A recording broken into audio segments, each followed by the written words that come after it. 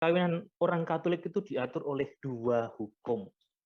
Ya, kenapa? Pertama kita warga Indonesia, yang kedua kita warga gereja. Jadi ada dua hukum yang meliputi kita. Kalau layar saya kelihatan ada orang di bagi itu, kiri kanannya, tapi juga saya mau tunjukin di bagian saya itu ada beberapa buku sebanyak ini loh untuk ngurus perkawinan. Ini baru sedikit, ini baru buku-buku kuncinya. Misalkan mengenai kitab hukum kanonik, lalu untuk misalnya itu ada sendiri hukumnya. Belum pedoman turunan dari KHK, itu namanya Ketentuan Pastoral Regio Jawa. Belum soal liturginya, ada lagi turunannya namanya Pedoman Pastoral Liturgi Perkawinan.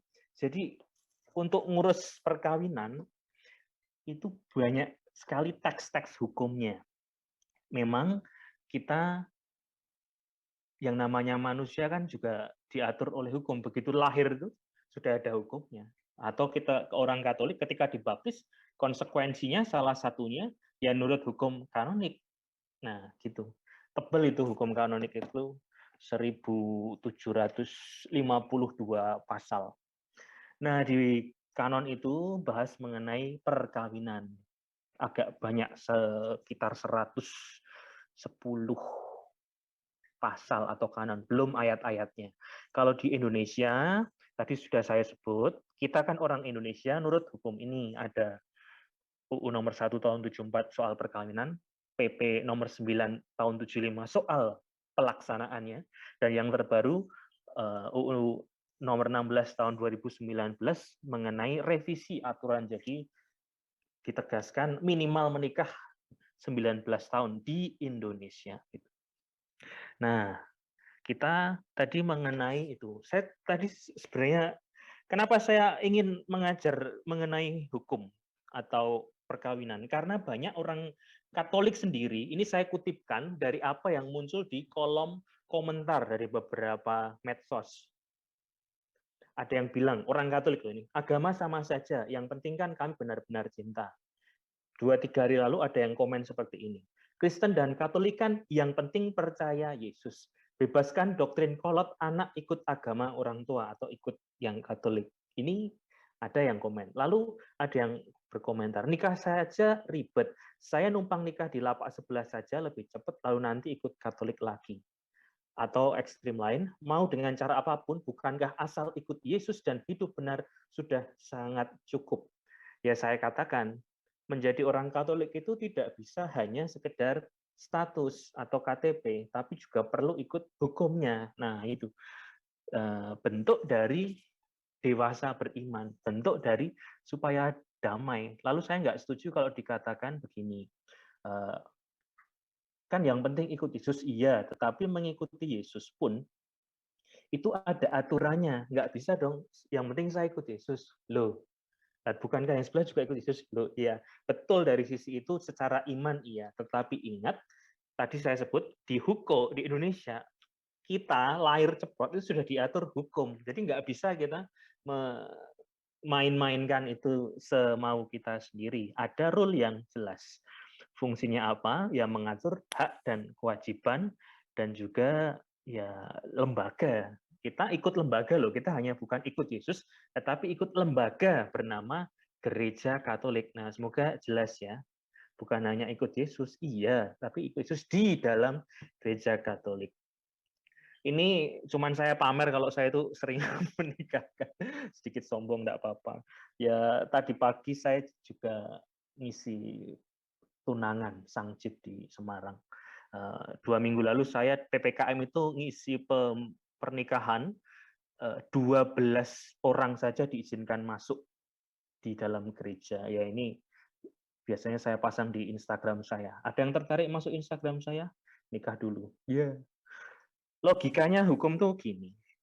Hukum itu membahas mengenai apa yang sah dan apa yang layak. Nah, jadi logikanya ini, amanah dulu yang valid, valid itu yang membuat sah, ini dipenuhi, lalu juga unsur-unsur apa yang membuat layak atau lazim untuk dilaksanakan. Kadang-kadang sah juga sah, tetapi kadang-kadang juga ada unsur kurang lazim. atau kurang layak untuk dilaksanakan. Yang pokok apa sebenarnya? Yang pokok itu adalah validitasnya, sahnya ini loh. Nah, hukum kan mencari sahnya ini. Nah, caranya gimana? Ya macam-macam. Nanti terangkan. Supaya sah perkawinan itu dilakukan di ini ada pria dan wanita. Berarti dengan ini saya nggak gereja tidak menyetujui adanya pernikahan sama jenis. Kenapa? Tidak terpenuhi, bukan pria dan bukan harus pria dan wanita beneran di hadapan pelayan yang sah, ya imam atau uskup atau diakon, atau dan di depan dua orang saksi.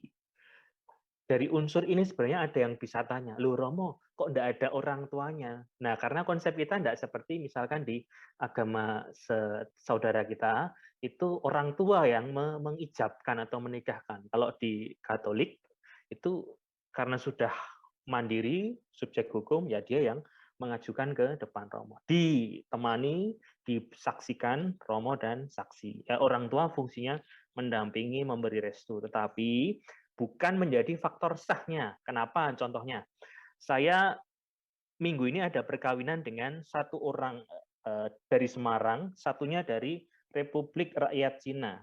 Karena pandemi, mereka tidak bisa hadir ke sini. Nah, tetapi tidak adanya si orang tua ini nggak mempengaruhi keabsahan dari perkawinan. Ini sedang bahas timingnya lagi karena PPKM agak mundur. Itu nikah beda negara. Jadi orang tuanya nggak datang. Nggak apa-apa Romo, ya nggak apa-apa karena yang penting ini syarat terpenuhi. Tapi kan kurang etis ya, memang kurang ilok gitu bahasa Jawanya, kurang apa ya, kurang kusuk kalau peristiwa spesial kok nggak dihadiri orang tua. Di beberapa tempat ya terjadi. Gitu. Ini ngomong soal sahnya loh, ini saya bukan nyuruh, oh nggak usah datang orang tuanya, itu ya ngawur nih. Ya, sakramen perkawinan atau bukan, ini sering jadi miskonsepsi atau salah paham. Buahnya orang Katolik, banyak ya saya sebut, atau ya lebih dari satu lah, biar adil. Yang nggak tahu, loh Romo, nanti kami kan hanya pemberkatan, apakah itu sakramen? Asalkan begini, kalau ini dua-duanya dibaptis, entah baptis apapun yang trinitaris, Bapa, Putra, Roh Kudus, itu namanya menikah sakramen. Jadi bukan misa. Loh Romo, kemarin kami nggak ada misa, ini cuma ibadat lalu pulang. Itu sakramen bukan. Lah Katolik bukan. Katolik, ya itu namanya sakramen perkawinan. Kan nggak ada komuninya. Ya memang nggak ada, tetapi komuni itu namanya sakramen Ekaristi. Sakramen perkawinan itu dua orang dibaptis, mengikat janji di depan Romo, dan dua saksi. Nah, gitu kan lain kan? Tapi orang kadang-kadang nggak paham itu yang ini. Makanya kalau ada misa dan penerimaan sakramen perkawinan berarti menerima dua sakramen, sakramen Ekaristi dan sakramen perkawinan. Sesama Katolik diharapkan dalam misa, tapi bentuk lain juga ada. B, bukan terletak di misa atau bukan, tadi sudah saya sebut, tetapi ini loh, dua orang yang baptis lalu janji gitu. Karena sakramen perkawinan itu tidak diberikan oleh Romo. Romo harap memberikan sakramen perkawinan, tidak bisa. Karena yang memberikan sakramen perkawinan adalah suami dan istri ini, sepasang ini. Romo itu tugasnya ya memberkati dan meneguhkan, disebut sebagai pelayan, minister atau peneguh. Nah, tapi bukan pemberi lah. Kalau memberi berarti saya yang nikah dong. Nah, memimpin. Nah, itu. C, perkawinan dua orang nggak dibaptis menjadi sakramen setelah permandian keduanya. Nanti saya beri contoh. D, disempurnakan dengan persetubuhan dengan cara manusiawi. Jadi setelah sah berkatan lalu ada hubungan suami istri. Itu namanya kerennya ratum et consumatum. Jadi sakramennya penuh. Ini contohnya begini. Agus. Nah, nikah Muslim menikah dengan Dea, Muslim di KUA. Lalu setelah dewasa, anaknya kan Katolik semua. Mereka ingin ikut nih. Di usia 70 tahun, keduanya dibaptis. Nah, di situ Agus dan Dea, kemudian pernikahannya bermartabat sakramen. Lu kan nggak ke gereja, nggak pemberkatan nikah. Memang, tetapi secara baptisannya, kemudian membuat mereka perkawinannya terangkat ke status sakramen. Ini agak rumit diterangkan karena objeknya nggak jelas. Ini terjadi, Romo, terjadi. Siapa? Kakek nenek saya. Kakek nenek saya itu baptis umur 70, jadi saya udah gede, saya udah bisa lari-lari panjat pohon. Mereka baru baptis umur 70, selang berapa tahun nenek saya meninggal duluan. Ya, tetapi secara perhitungan sakramental, pernikahan mereka sakramen setelah dua-duanya dibaptis gitu. Cukup banyak orang baptis di usia tua. Atau misalkan salah satu pasang nggak baptis, lalu dalam perjalanan baptis, nah itu kemudian sakramental. Apa itu bobotnya? Ya, monogam tak terceraikan tadi. Nah, yang dilarang, nah tadi kan saya sebut, caranya, Romo, supaya orang itu bisa nikah gimana? Caranya harus memastikan dirinya itu bebas. Apa artinya bebas? Tidak ada halangan. Apa itu halangan? Halangan itu macam-macam. Halangan itu hal-hal yang membuat perkawinan itu tidak sah. Contohnya, impotensi seksual yang bersifat tetap. Jadi sejak awal memang tidak bisa, ya tidak terjadi, ya pertumbuhan seksualnya tidak normal, itu bisa menjadi halangan. Karena tidak mungkin untuk melakukan perkawinan atau prokreasi atau persetubuhan yang menjadi salah satu unsur dari pernikahan.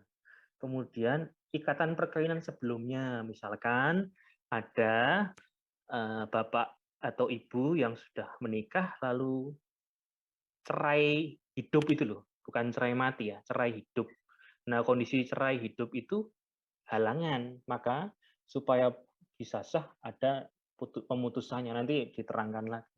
Hubungan darah dalam garis lurus baik ke atas maupun ke bawah. Garis lurus itu artinya saya dengan ibu dengan kakek nenek saya gitu. Jadi atau ibu dengan anak dan cucunya. Misalkan nenek mau menikahi cucunya, ya nggak boleh itu namanya incest, ngawur.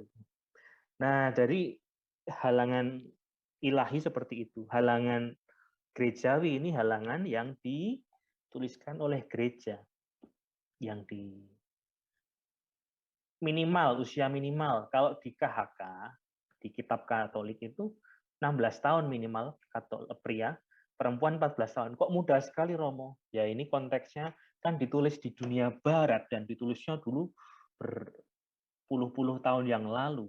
Jadi sekarang belum direvisi. Tapi di Indonesia setelah pertimbangan yang matang akhirnya 19. Kan kalau perkawinan di bawah umur itu melanggar hukum negara dengan demikian, maka ini harap dipahami. Romo rekor memberi pernikahan umur berapa? Saya pernah memimpin perkawinan orang umur 19. Jadi memang usia yang sangat muda menurut saya. Beda agama, orang baptis Katolik dan non-baptis. Nah, ini beda agama sebutannya. Katolik dengan orang yang tidak dibaptis gitu loh. Nanti saya terangkan lebih rinci. Kaul kekal ada romo atau frater atau buder suster yang sudah kaul publik kemurnian. Jadi karena mereka menempuh jalan hidup pembiara ditegaskan dengan kaul publik atau katakanlah kalau romo dengan sakramen imamat. Dengan demikian di bagian kolom baptis mereka ada kaul di mana atau imamat di mana. Dengan demikian itu haknya istilahnya ya. Hak untuk menikahnya dicoret oleh gereja. Kenapa? Sudah diisi kaul. Nah, halangan nikah, tahbisan. Nah, tadi saya sebut tahbisan. Maka lu kok ada romo yang bisa menikah? Itu ada namanya laisasi atau ya laikalisasi lebih. Laication itu proses membuat romo menjadi awam. Nah, izinnya ke Vatikan sana. Nggak bisa di uskup di sini. 5. Hubungan legal karena adopsi. Jadi ya sesama anak adopsi misalkan, nggak boleh. Saya punya saudara adopsi saya kebetulan cantik nih. Saya pengen nikah sama saudara yang diadopsi oleh orang, itu nggak boleh. Kenapa? Statusnya itu disamakan sebagai saudara, meskipun adopsi. 6. Kelayakan publik, cohabitation. Jadi gampangannya kayak orang yang sudah tinggal bersama seatap tetapi tidak di dalam ikatan perkawinan, dan itu menjadi sandungan kemudian. Kenapa? Lah kan belum married gitu. Tapi kan orang tanya, wah di barat kayak gitu Romo. Ya di barat, kita kan di Indonesia. Tapi hukum gereja menyatakan ini tidak bisa, namanya cohabitation ini. Hidup bersama di satu rumah, pria wanita dewasa tanpa ikatan legal. 7. Hubungan darah menyamping tingkat 3 dan 4. Gampangnya begini, saya tertarik dengan sepupu saya. Apakah saya bisa menikahi sepupu saya? Ini merupakan halangan gerejawi. Beberapa suku itu memperbolehkan. Nah, beberapa hukum suku itu memperbolehkan loh. Karena memang jalurnya nikah dengan sepupu. Nah, ada yang namanya dispensasi. Maka ini bisa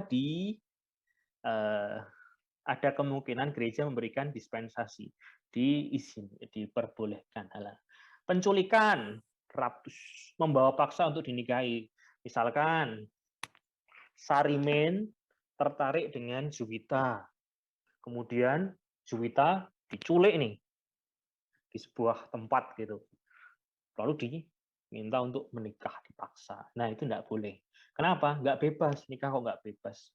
9. Pembunuhan pasangan. Nah ini kan tadi disebut halangan perkawinan itu salah satunya perkawinan, ikatan perkawinan. Nih siapa misalkan ada Siska Jengkol. Nah, Siska Jengkol itu punya suami. Nah, Siska Jengkol. Lalu orang pengen menikahi si Siska Jengkol ini, lalu dengan cara membunuh si suami Siska Jengkol tadi. Mari kita bunuh gitu. Lalu jangan ditiru loh ini contoh ini. Lalu Siska Jengkolnya kan menjadi cerai mati. Nah, lalu dinikahi gitu. Tapi sudah ada kong kali tong. Nah, itu enggak boleh. Kenapa? Lalu tujuannya membunuh. Membunuh kan dosa berat. Dosa berat untuk melangsungkan pernikahan. Ya ngawur itu namanya. Dosa. Nah, ini tentu bagian yang agak hot adalah mengenai beda agama. Nah, ini salah satu perkawinan awal tahun ini sudah menerapkan protokol 11 orang saja tanpa lagu. Ya. Hebat juga mereka. Marriage 30 menit tanpa lagu. Garing tahu enggak? Perkawinan beda agama itu dipisah menjadi 2 secara hukum. 1, nikah beda gereja nih, namanya mixta religio. Orang Katolik dengan orang Kristiani atau orang Kristen yang bukan Katolik. Misalkan GKI, misalkan HKBP, misalkan apa lagi, GKJW atau gereja mana itu saya nggak begitu hafal. Beda gereja, kita sebutnya beda gereja loh, beda gereja. Artinya warga Katolik dengan orang Kristen lain, ya bisa Lutheran, bisa Calvinis, bisa Zwingli atau gereja lain. Tetapi ini agak rumit juga. Biasanya yang baptisannya diakui itu seperti apa Romo? Baptisan ini rumusnya gini, aku membaptis engkau dalam nama Bapa dan biasanya dan Anak dan Roh Kudus. Nah, macam itu baptisannya itu disebut baptisan trinitaris. Jadi gereja mengakui baptisan mereka. Nah, itu diakui. Tetapi ada baptisan yang tidak trinitaris. Yang aneh ini contoh. Ya bukan aneh sih, tapi gerejanya ngomong, saya membaptis engkau dalam nama Bapa dan Anak dan Roh Kudus, yaitu Yesus Kristus. Nah, di Keuskupan Semarang ini, baptisan sejenis itu nanti dimasukkan, bukan di beda gereja, beda agama. Loh, kenapa Romo? Rumus trinitarisnya agak lain gitu. Jadi saya selalu ngecek kalau di paroki atau misalkan saya kanonik itu, tak cek betul baptisannya. Oh, baptisannya begini. Itu ngefek. Maka kalau ini ada yang beda agama, tolong dipastikan, beda gereja, baptisanmu itu seperti apa. Ini bukan ngomong soal cara loh, kami baptis selam, kami baptis di sungai, kami di mana, kolam renang. Bukan soal itu, tapi rumusannya. Gitu ya. Nah, yang lain ini, perkawinan beda agama. Beda agama itu artinya jelas yang Katolik dengan mereka yang tidak dibaptis. disparitas kultus. Tidak dibaptis artinya bisa ya Konghucu, ya Islam, ya Hindu, ya Buddha, dan seterusnya. Syaratnya apa, Romo? Perkawinan campur macam ini. Ini yang sebenarnya agak susah diterangkan kalau orangnya itu ngotot atau ngeyel gitu ya. Sering Romo menghadapi, sering bahkan sampai di apa ya, malah loh ini apa-apaan, ya memang seperti ini. Gini, pihak Katolik menyatakan menjauhkan bahaya meninggalkan iman. Oke, saya akan menikah dengan orang beda gereja, tetapi saya tetap Katolik. Nah, oke, 1, 2.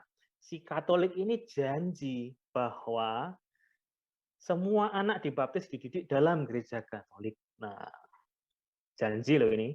Janji di depan Romo dan tanda tangan. Yeah. Bahkan semua anak dibaptis di dalam gereja Katolik. Terakhir ada yang tanya, Romo, kalau kami seperti ini, hari Minggu pertama di gereja Kristen, Minggu kedua di gereja Katolik, lalu pindah-pindah gitu, bagaimana? Ya saya bilang, kita nggak bisa sejak awal ya. Sejak pacaran tuh dipikirkan jangan cuma tiktokan, tunggu Isa, mentang-mentang kalau tiktok. Tapi bikin ini, mikir besok anaknya dididik di mana, bahkan sekolah di mana, dibaptis di mana. Sejak awal kenal, sehingga tidak menjadi masalah di kemudian hari. Atau sebulan sebelum pernikahan baru bingung soal ini. Ya nggak bisa gitu. Mulai sekarang dibahas. Pihak non-Katolik sudah diberitahu mengenai persyaratan dan janji Katolik. Maka di situ mengetahui pihak baptis tidak Katolik. Oret-oret tanda tangan.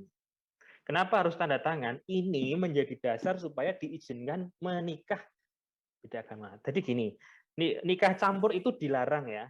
Dilarang, saya tegaskan. Nikah campur itu dilarang. Agar larangan ini kemudian diberikan izin, maka dibuat ini, nah, komitmen ini. Nah, itulah. Jadi agak aneh kalau orang sudah diizinkan kemudian kabur dari izin ini. Itu cuma di logika saya. Tapi prakteknya lebih sulit dari itu. Nah, ini salah satu contoh perkawinan beda gereja, tapi model ekumenik. Tadi sudah saya sebut syarat-syaratnya. Jadi di samping saya ada Pak Sutri, satunya gereja Kristen Jawa di Tegalrejo, Salatiga ya.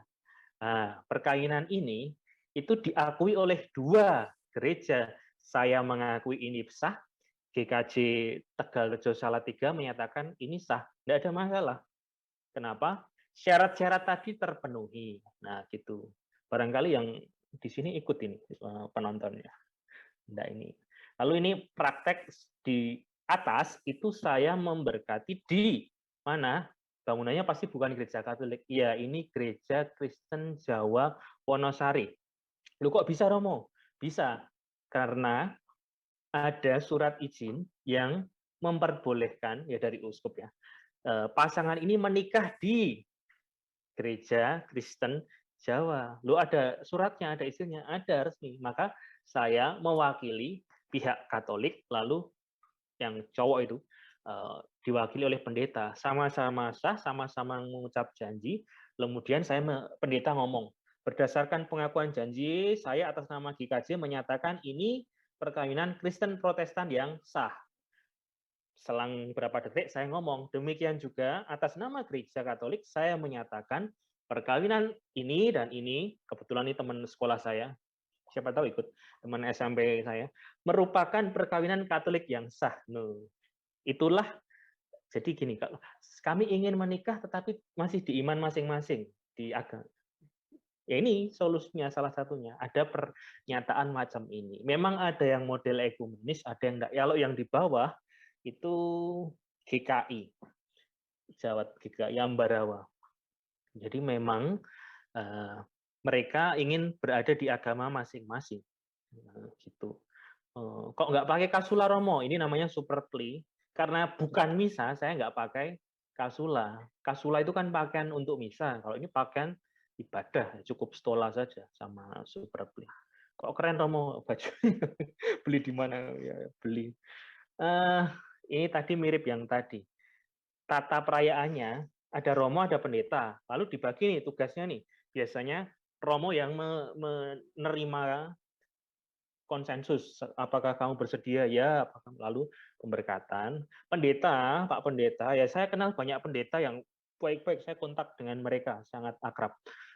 Nggak ada masalah. Sejauh ini saya tidak punya masalah dengan gereja lain, karena semuanya dibahas secara dewasa dan matang. Jadi saya akrab dengan banyak pendeta dan jadi itu. Nah, pendeta biasanya di bagian ini Pak Pendeta. Pak Pendeta nanti minta tolong ya, membawakan firman. Oh ya, baik Romo. Ya, lalu foto bareng, cekrek happily ever after. Gitu deh. Yang nggak boleh begini. Kalau hari ini ya, hari Sabtu, Sabtu ya, menikah di gereja Katolik ya, jam 10. Lalu secara diam-diam, entah apa, besok Minggu, jam 10 juga, atau jam apapun, di gereja Protestan, lalu ada pemberkatan, atau dibalik, pemberkatan hari ini, Kristen besok, itu dilarang secara tegas oleh gereja. Kenapa? Peneguhan ganda itu melanggar hukum. Nah, gitu. Apakah pernah terjadi? Saya pernah melihat juga. Jadi saya bingung, kayaknya kemarin di gereja, loh kok minggu depan saya juga diundang. Ternyata itu salah gitu loh. Atau misalkan di pura, habis ini di gereja Katolik, besok minggu depan di pura. Nah itu namanya peneguhan ganda. Itu melanggar hukum. Ya, supaya orang itu agak jelas. Lalu Romo, kalau perkawinan beda agama, apakah wajib Romo ikut KPP? Wajib. Nah, tapi di gereja Protestan juga wajib, namanya misalkan kursus pranikah. Ya ikut semua berarti. Apapun syarat-syarat yang membuat itu sah, dijalani. Kok ribet Romo, kok panjang? Ya namanya kan demi kebahagiaan seumur hidup. Masa disuruh atau ikut kayak gini aja ribet. Apalagi sekarang bisa dengan online. Nah gitu. Kebetulan saya nggak ngajar online, saya ngajarnya fisik kalau di paroki. Tapi sekarang beberapa paroki melayani online. Dan gini, KPP itu bisa berlaku nasional. Artinya calon kursus di Jakarta menikah di Bali itu sah. Calon kursus bahkan saya pernah paling jauh itu menikahkan gini. Yang putri itu polisi tugas di Aceh, yang cowok itu pelaut. Jadi ketemunya jarang sekali. Kursusnya agak pisah, lalu kanoniknya juga pisah-pisah. Bisa. Karena kan mengingat bobot atau kesulitan yang ada. Bisa kanonik di dua tempat terpisah. Tetapi ini jangan dicontoh karena ini situasi khusus. Tadi kan saya kasusnya pelaut sama polisi air. Materinya biasanya begini, liturgi, teknik berkomunikasi, moral perkawinan. Ini Romo biasa yang ngajar. Lalu penyesuaian seksual dan penyetaraan gender. Nah itu juga ngajari soal teknik-teknik ya macam-macam. Biasanya ngajar awam. Saya nggak mungkin ngajar, saya nggak paham. Ekonomi rumah tangga awam biasanya. Cinta sebagai pengalaman unik, ini salah satu contoh. Psikologi keluarga, biasanya yang ngisi psikolog. Faal pria dan wanita, itu biasanya ngisi bidan atau dokter atau kadang ahli-ahli kandungan macam itu. Teknik untuk metode ovulasi dan seterusnya. Sebagian itu saya tidak bisa jawab karena saya tidak menguasai ya. Jadi jangan ditanya Romo metode ovulasi, billing, Romo mau konsep ini bagaimana soal prokreasi itu bias karena saya nggak ngajar bidang itu. KPP itu terselenggara secara biasanya di paroki. Jadi orang paroki A bisa di paroki C, bisa di paroki D, dan seterusnya. Yang pokok diikuti beneran, jangan sambil ngantuk. Nanti kalau ditanya, oh saya nggak diajari kok di KPP. Di Jakarta namanya MRT, membangun rumah tangga. Nah, lalu kanonik ya, lengkapnya itu penyelidikan kanonik. Kok serem Romo pakai penyelidikan? Kayak detektif, kayak polisi. Ya memang gini ya konsepnya. Saya itu mau nikah, tetapi supaya pernikahan saya itu bisa bebas halangan, supaya yakin betul bahwa saya itu layak, maka saya harus diuji, dicek, diverifikasi apakah kualitasku itu oke. Lalu apakah dari pihakku ada halangan. Lalu Ini biasanya dilakukan sebulan ya sebelum hari H. Nah, ini gambar saya ini pesan khusus. Depannya artis Korea, iseng aja gambar. Ini biasanya di paroki, jadi jarang di kafe gitu, atau di mana. Tapi bisa Zoom nggak Romo? Sejauh ini tidak dilayani lewat online, harus ketemu fisik. Kenapa? Karena ini membutuhkan suatu kepastian moral, jadi harus ketemu dan ada tanda tangan dan ada janjinya begini. Ini saya crop foto orang iseng. Ini harus ada sumpahnya begini. Demi Injil, saya bersumpah akan memberikan keterangan secara jujur. Semoga Allah membantu saya. Nah, ini harus diucapin. Supaya apa? Supaya nggak bohongin Romonya. Pernah dibohongin Romo? Kayaknya pernah. Waktu itu soal KDRT, kemudian KDRT ini dijanjikan akan selesai, tetapi ternyata akan terjadi, sudah nikah terjadi lagi. Nah, ini kan katanya mau setia, katanya nggak mau KDRT. Kok terjadi? Nah, itu.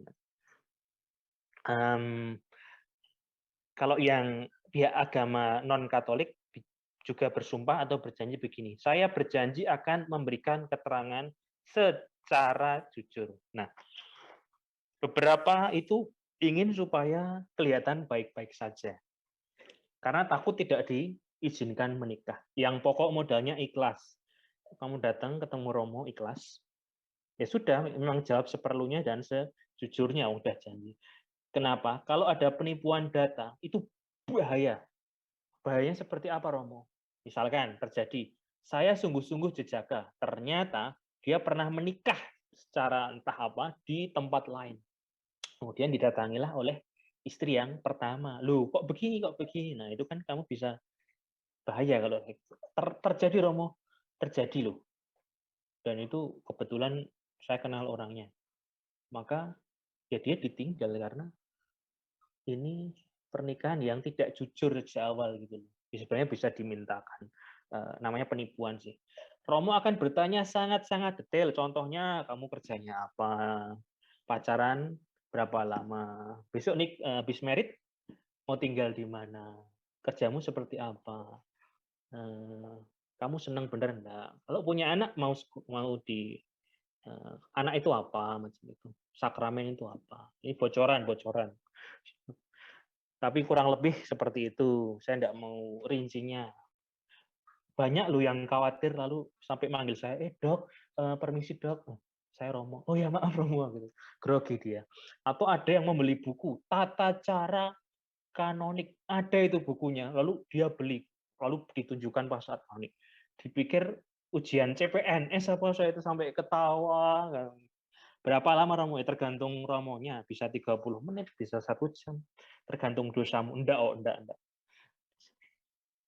Semoga jelas ya. Jadi banyak yang bahkan tanya, Romo nanti saya mau ditanya apa? Ya kamu siapin diri saja, lalu siap gitu aja. Kalau kamu jujur, kamu siap, ya sudah jawab saja. Nggak usah main drama. Kita nggak mau jadi drakor. Yang lain, perjanjian pranikah. Apakah boleh? Saya pribadi punya jawaban begini. Perjanjian pranikah itu kan perjanjian di depan negara, di notaris ya, pejabat negara notaris itu. Yaitu hak sipil Anda. Tapi dari segi saya, kalau you niat nikah, lah ngapain sudah dari awal mikir pembagian harta suami istri, ngapain mikir besok kalau cerai seperti apa? Itu kan kayak nggak tulus depan awal gitu. Gitu loh. Apakah ada yang minta? Ada. Berarti kan ada kekhawatiran, ada kecemasan, gitu saja sih kalau saya. Jadi pada waktu perkawinan dilangsungkan, sebelumnya itu mereka membuat persetujuan tertulis, itu disebut perjanjian pranikah atau perjanjian kawin. Bisa juga sebenarnya lewat revisi terbaru sesudah menikah. Jadi intinya bagi ini loh, bagi harta itu loh salah satunya. Termasuk hutang. Kalau suami punya hutang berarti istri nggak menanggung, macam itu. Salah satunya macam itu. Tapi kan kesan saya, loh katanya janji untung dan malang, suka dan duka, punya utang maupun nggak punya utang. Lah kok sudah mikir kayak gini. Sangat, ya tapi ini hak sipil. Secara gerejawi saya ya nggak dilarang, tapi kok emang perlu ya gitu. Saya cuma emang perlu. Next, pertunangan. Tadi pagi saya sangcit pertunangan, mimpin pertunangan jam 11. Sederhana karena PPKM. Nah, pertunangan Katolik itu istilahnya sebenarnya tidak ada. Karena ini adalah peristiwa sosial, peristiwa keluarga, maka tidak perlu ada imam pun nggak apa-apa. Tapi kebetulan ya kadang-kadang ngajak imam, prodiakan. Lah fungsinya apa, Romo? Satu tahap lebih serius dari sekedar pacaran. Ada konsekuensi hukumnya secara gereja nggak, Romo? Ya saya katakan, gereja itu tidak mengatur mengenai pertunangan Katolik. Bahkan tidak ada yang namanya janji pertunangan. Beberapa orang itu saat tunangan, ada itu, saya akan berjanji melihat engkau. Itu sebenarnya dari sisi gereja tidak disarankan. Kenapa? Tidak ada yang namanya janji pertunangan. Kalau doa bersama boleh, doa, persiapan, berkeluarga. Itu malah boleh, tapi janji pertunangan tidak ada loh itu konsep macam itu. Nah, biasanya juga bukan dalam misalnya acara seremonial sederhana. Biasanya yang memberi cincin itu bukan, atau kalung ya kalau keluarga Chinese, bukan langsung tapi dari pihak orang tua sih. Nah, karena belum tukar apa, belum ada janji apa-apa sebenarnya. Hanya secara sosial, secara publik, secara adat, ini loh calonnya, jangan diganggu, gitu aja sebenarnya. Nah, lalu pergi bareng itu lebih keren tuh loh, apa ada cincinnya. Romo kok punya cincin? Ini cincin dikasih lingkungan, hadiah misa tahbisan. Nah, ini mungkin ada yang tanya, kalau promonya banyak gimana? Boleh, tapi saya beritahu, lu kok banyak? Ini stipendiumnya berapa? Oh, jangan tanya gitu. Ini adalah teman ex-frater, jadi bersama saya dalam menjadi Yesuit, kemudian memutuskan panggilan yang benar, maksudnya panggilan berkeluarga. Lalu teman-temannya datang. Lah kok banyak? Lah ya temannya Romo semua ya datang. Ini belum, di depannya masih ada belasan Romo. Kalau diikutkan penuh itu altar. Ini sebenarnya yang dianggap secara di surat nikah itu hanya satu. Jadi Romo peneguh itu hanya satu. Yang lainnya ini hanya aksesoris, enggak, saya tambahan saja karena teman. Banyak atau tidaknya Romo tidak mempengaruhi kualitas bobot pernikahan. Jadi kalau satu saja bisa dan ngirit, ngapain harus banyak gitu loh. Jadi jangan dikritiki, wah ini lebih banyak berkatnya. Enggak, ini karena kebetulan teman frater kemudian keluar merit gitu saja sih. Nah, pembatalan sebelum berapa menit terakhir ya. Pembatalan itu konsepnya gini, aslinya perkawinan ini itu sudah dilaksanakan ya, tetapi kemudian dinyatakan tidak sah sejak semula. 3 hal yang membuat perkawinan tidak sah itu dicek dari ada nggak halangan nikahnya, lalu cacat atau nggak kesepakatan janjinya. Janji itu harus verus plenus liber, gampangnya gini, harus utuh, penuh, dan sungguh-sungguh. Nah, kalau melawan itu berarti kan nggak sah. Kenapa? Nggak sungguh gitu loh, nggak sejati gitu loh, pura-pura. Itu sebenarnya bisa menjadi pasal untuk pembatalan. Jadi dianggap cacat konsensusnya. Cacat atau tidaknya tata peneguhan nikah. Misalkan cara menikahnya itu ada yang keliru atau ada sebuah surat yang keliru atau enggak diurus gitu loh. Itu bisa membuat batal juga perkawinan. Tapi itu, jadi pembatalan itu bukan perceraian. Karena di gereja nggak ada perceraian. Gereja Katolik tidak pernah bikin surat perceraian. Tapi pembatalan ini sebenarnya karena kasus yang bukan misalkan karena aku nggak cocok, batalkan, nggak bisa. Ini kasus karena sejak awal itu memang ada cacatnya. Lain. Contohnya gini, seminggu sesudah menikah, Jose ditangkap polisi karena ia buron FBI. Vera, istrinya, nggak tahu bahwa Jose ini buron. Lalu Vera merasa tertipu. Vera di kemudian hari ingin menikah dengan Jason. Agar Vera bisa menikah, maka Vera meminta pembatalan ke tribunal. Nah, tahu kan masalahnya di sini? Masalahnya ada penipuan. Jose ini menipu Vera. Kenapa? Loh ya buron Interpol, buron FBI, buron kelas kakap gitu loh. Lalu menikah. Nah, ternyata Vera merasa tertipu, tapi dia kemudian selang berapa tahun ketemu temennya. Nah, itu maka ada penipuan di awal yang ingin diurus di tribunal. Tribunal itu pengadilan gerejawi. Pemutusan perkawinan. Jadi ini perkawin beda ya. Ini bukan menganggap cerai, tetapi gini, ada perkawinan sah, tetapi karena ini ingin masuk ke gereja Katolik, dinikahkan di gereja, lalu yang lama itu diputus. Contohnya gini, Meme, orang Katolik, menikah dengan Bigo, orang Muslim, secara Katolik. Meme itu ditinggal gitu saja oleh Bigo. Selang 5 tahun, Meme ingin menikah lagi dengan Wawan, Jaka Katolik. Nah, Meme dan Bigo ini secara gereja masih menikah ini. Maka ada segini, pemutusan nikah demi iman si Meme.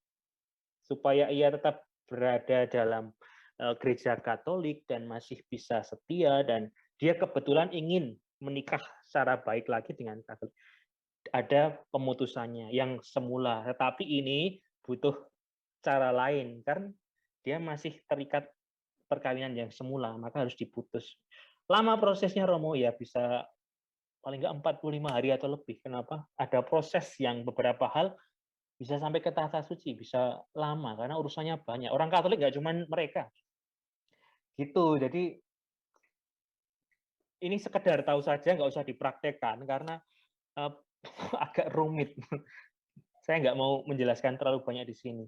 Nah, tadi saya sebut, di gereja itu tidak ada perceraian. Loh, tapi kok ada orang Katolik cerai, Romo? Cerai sipil. Kalau nikah KUA, cerai di pengadilan agama. Cerai nikah KUA, cerai di pengadilan agama, itu untuk Muslim.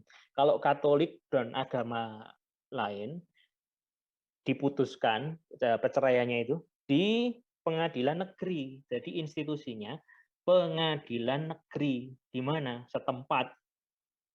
Jadi meski terjadi sudah ada perceraian sipil nih, ini surat perkawinan, satunya akte perceraian ya, akte perkawinan, akte perceraian. Bentuknya mirip, isinya beda. Sesudah ada putusan inkrah tetap, maka diberikan ini. Ini di catatan sipil. Ikatan perkawinan tersebut masih dipandang sah dalam hukum kanonik gereja Katolik. Gitu. Jadi misalkan dalam kasus orang yang ingin menikah lagi, memang ada yang namanya, tapi saya nggak menerangkan karena terlalu panjang.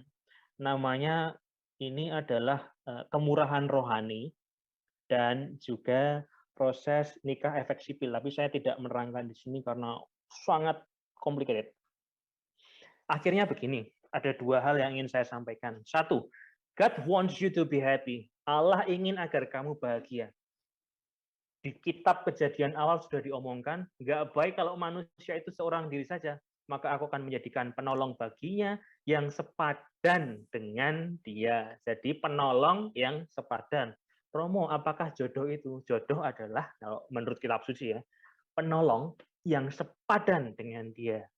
Kadang ada yang menolong, tapi nggak sepadan. Nah, gitu toh. Kadang ada sepadan, tapi nggak menolong, nggak menolong dalam melengkapi hidup. Ya barangkali bukan jodoh. Itu kan permainan unsur itu, kata ini. Dan kenapa saya dibuat blur di belakang? Karena saya ingin adalah pihak, kalau ada saya, itu adalah pihak ketiga yang tersenyum di antara kalian. Iya, receh. Dibiarkan kalian yang bahagia, saya di belakang aja, nggak apa-apa, nggak apa-apa, nggak apa-apa, saya di blur, nggak apa-apa, fotografernya sengaja. Akhirnya begini, supaya agak Ignatian, saya Yesuit, saya mengajar discernment. Apakah kalau aku terpanggil untuk menjadi orang yang menikah, satu, apakah bibit, apakah bobot, apakah bobotku? Bagi yang luar Jawa, bibit, bobot, bobot ini adalah asal-usul, lalu kualitas diri, dan lingkaran pergaulan. Apakah aku ingin udah jadi Yosef atau Maria yang baik jadi pasanganku?